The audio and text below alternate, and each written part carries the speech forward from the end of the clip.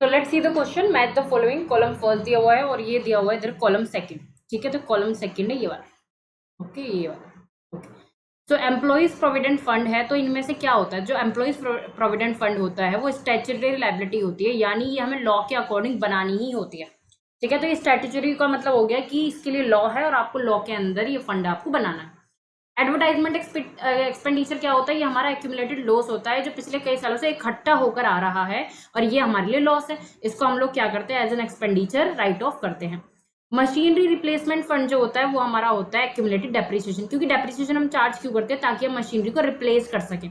तो machinery replacement fund के अंदर का क्या होता है कि वो एक्यूमुलेटेड डेप्रिसिएशन ही होता है, इकट्ठा किया हुआ डेप्रिसिएशन हम उस फंड में जो है ट्रांसफर कर देते हैं। जर्नल रिजर्व क्या होता है, एक्यूमुलेटेड प्रॉफिट। जो एक्यूमुलेटेड प्रॉफिट होता है वो क्या होता है, एक्यूमुलेटेड प्रॉफिट जो होता है वो हम किस में डाल सकते हैं, जर्नल रिजर्व में डाल सकते हैं। तो आपका इस हिसाब से अगर मैं देखूं तो ये होगा आपका ए, नहीं, ये होगा आपका ए, फिर ये होगा आपका बी, ओके, फिर ये होगा आपका सी और ये होगा आपका डी, ठीक है। तो ए का सेकंड, ए का सेकंड मतलब ये वाला, हाँ, तो ए का सेकंड तो थर्ड में, so option third will be the correct answer and I hope this is the proper explanation to this question.